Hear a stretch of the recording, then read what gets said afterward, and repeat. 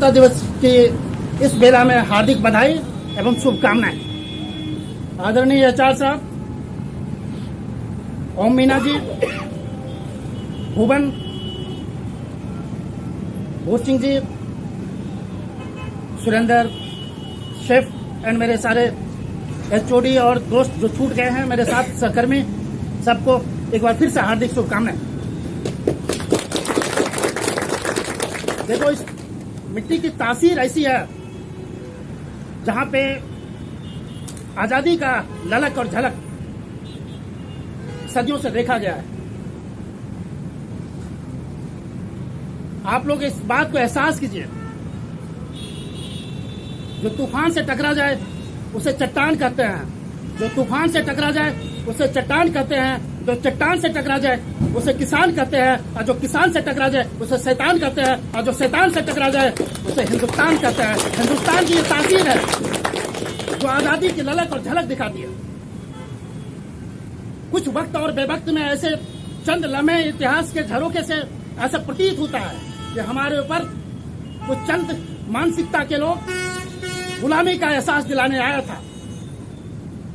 अगर मैं इस बात को सबूत के तौर पर देखता हूं, अंग्रेजों से पहले बहुत सारे विदेशियों ने हमारे ऊपर हुकूमत करने की कोशिश की, बट उन सब का जो भी जाल और जंजाल बनता गया वो हटता चला गया। एक छत्र राज्य करने वाला अंग्रेजों ने भी यहाँ पे अपना शिकंजा जमाने की कोशिश किया। हमारे देश की मिट्टी में एक खुशबू था। ईस्ट इंडिया कंपनी जो बनी थी 1599 में जीरो बैलेंस अकाउंट में, उसका मकसद एक ही था, टेम्स नदी होकर दुनिया में हम व्यापार करते थे। अगर आप गुजरात का, सूरत का बंदरगाह देखेंगे, दुनिया के पैमाने पे 36% का जीडीपी उन दिनों हुआ करता था। मतलब पूरे दुनिया पे हमारा 36% का व्यापार हुआ करता था। इसकी बुनियादी तौर पे लोगों को पता था कि अगर हिंदुस्तान में एक बार प्रवेश कर लिया तो बहुत सारी चीजें वहां पे हाथ लग सकता है।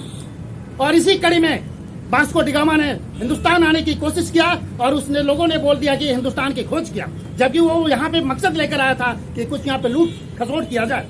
कोलंबस भी हिंदुस्तान में इसी मकसद से आने की कोशिश किया, बट वो दूसरी तरफ चलेगा और उसने अमेरिका की खोज कर लिया।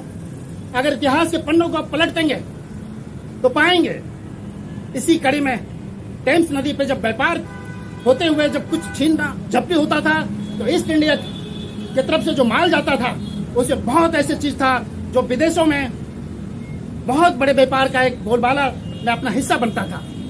और 1599 में जो जीरो बैलेंस पे अकाउंट बनता है ईस्ट इंडिया कंपनी, और वो कंपनी भारत में आता है, और जहांगीर यहाँ पे एक उदारवादी नेता हुआ करता था, एक साम्राज्य का पूरे हिंदुस्तान को चलाने वाला एक नेता हुआ करता था, उदारवादी था, लिबरल था, लिहाजा उन्होंने उसे ट्रेड करने का हुकूमत दे दिया। और लिहाजा हुआ क्या, उसका परिणाम सूरत में पहला ट्रेड का काम करता है और लूट खसोट करते हुए अपने ईस्ट इंडिया कंपनी में कुछ पैसों का इजाफा करता है और कलकत्ता की तरफ जाता है, और फिर कलकत्ता बंदरगाह पे भी लूट खसोट का सिलसिला चलता है। इस तरह हिंदुस्तान पे पूरा कब्जा हो जाता है। वो सिर्फ 1 लाख थे और हमारी आबादी उस वक्त 47 की भी करेंगे तो 36 करोड़ की आबादी थी, लेकिन हम 1 लाख लोगों का शिकार हो गए।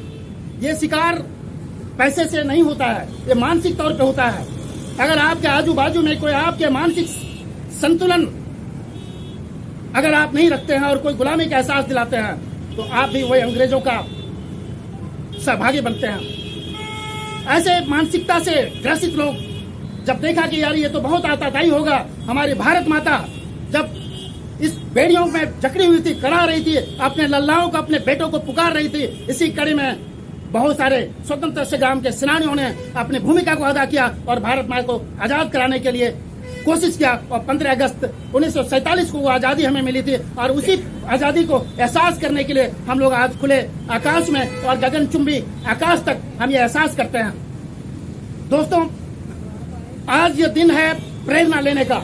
अगर आप प्रेरणा नहीं लेते हैं तो ये आजादी जो मिली थी, सुबह में आजादी मिली, रात में आजादी मिले, बट वो ढलता है। अगर वो आजादी ढलते ढलते सांझ हो जाती है तो वीरता का कोख जो होता है बांझ हो जाता है। इसलिए आजादी का एहसास लेने का साथ साथ ये प्रेरणा लेने का भी यह दिन होता है। अगर आप लोग प्रेरणा लेते हैं, प्रेरणा लेने का मतलब यह नहीं होता है कि आप जाकर कोई ऐसा काम करें जो अपने आप को बोले कि मैं आजाद हूं। आजाद एक न्यूनतम डिसिप्लिन भी पैदा करता है। आप घर में भी न्यूनतम डिसिप्लिन पैदा करते होंगे, आपके परिवार में भी जो मुख्य प्रमुख होते होंगे उनके सामने भी आपकी एक भूमिका होती होगी। आजादी के साथ साथ कर्तव्य होता है और आपके अधिकार होते हैं। बच्चे भी आपको आजादी का एहसास कराते हैं, बट आप उसके ऊपर एक शिकंजा भी कसते हैं, बट वो प्यार का शिकंजा होता है। प्यार का शिकंजा अगर कहीं पे कसते हैं तो वो सब्र का एक ऐसा बांध बनता है, एक बुनियाद पैदा करता है, जो आजादी आपको 17-18 साल में आपके बच्चे भी आपको एक दिलाने की कोशिश करता है। 75 साल का सब्र हमारा बहुत बड़ा सब्र है। आप देखेंगे 1918-20 के आसपास का अगर मैं जाता हूं तो अपने देश में 1927 में एक पीएचडी होल्डर हुआ करता था इंजीनियरिंग क्षेत्र में, सिर्फ एक पीएचडी। आज के डेट में इंजीनियरिंग कॉलेज से अगर देखते हैं तो 78 पीएचडी आज के डेट में एक इंजीनियरिंग कॉलेज से निकलता है। बहुत सारे समानता और समानता के बीच हमारा ये 75 साल का इतिहास झूलता रहा। गरीबी, लाचारी, बेरोजगारी के साथ साथ हमने बहुत बड़ी तरक्की भी किया।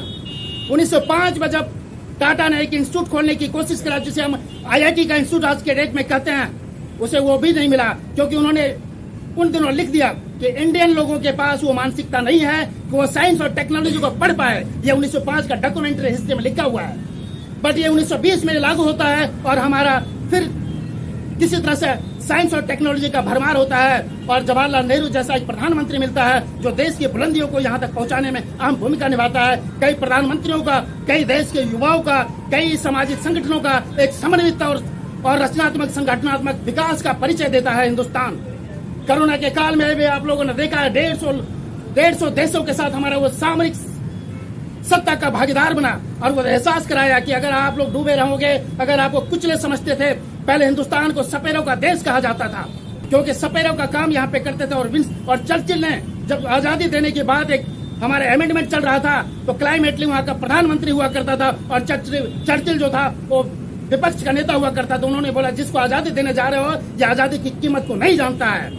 इसमें इतने छुआछूत, इतने भेदभाव, इतने एकता है ही नहीं उनके साथ में। अनेकताओं से, विविधताओं से भरा हुआ देश है। वो मुल्क लोकतंत्र के हिसाब से बहुत खोखला साबित होगा, बहुत बौना साबित होगा, लेकिन 75 सालों में हमने चर्चिल को झूठा साबित कर दिया है।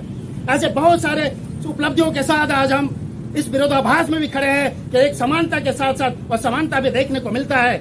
और समानता का मतलब आपके समाज में बहुत सारे कुछ ऐसे होंगे जो दबे कुचले का एहसास आज भी करते हैं।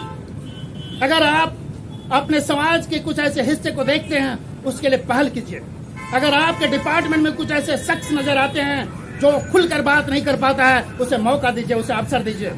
जिस परिवेश से वो निकलता है, जिस जगह से निकलता है, उसकी मानसिकता वैसी होती है। बिहार के लोगों को, सुदूर बिहार के देहाती इलाकों से, छत्तीसगढ़ के देहाती इलाकों से, या आप कह सकते हो बंगाल के सुदूर इलाके से जो लोग आते हैं, बहुत अपने मुखर आवाज में बात नहीं कर सकता है। वो डरे समय से रहते हैं। उन्हें एक अवसर दो। अवसर देना भी आपकी भूमिका कहता है। आप लोकतंत्र के हिस्सेदार बने हैं, इसलिए ऐसे लोगों के साथ आप एचओडी होने के नाते और एडमिन को देखने के नाते ऐसे लोगों को चिन्हित कीजिए। आप एक ऑर्गेनाइजेशन से भी देश की अहम भूमिका निभा सकते हैं।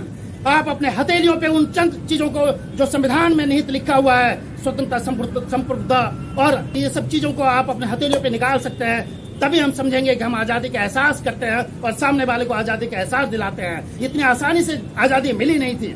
आप लोगों को पता होगा 47 से लेकर अभी का देखेंगे तो बहुत आपके घरों में भी आपके दादे परदादाओं ने बताया होगा कहानियों, किस्सों में बहुत सारे प्लेग की बीमारी हुआ करता था। चंद मिनटों में लोग मारे जाते थे। उन सब चीजों से निजात पाया गया।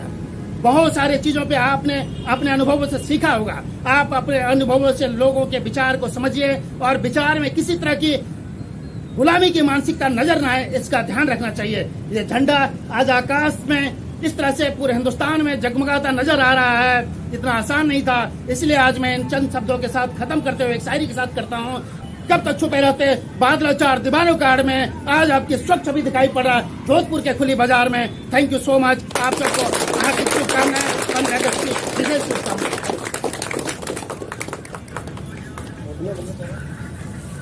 ज्यादा नहीं होगा।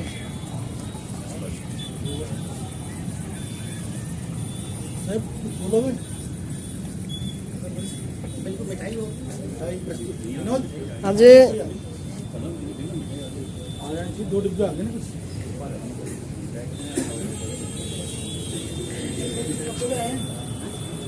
फोटो सेशन कर लेते भाई, आजा। सर आप तो खतरनाक लग रहे हो आप।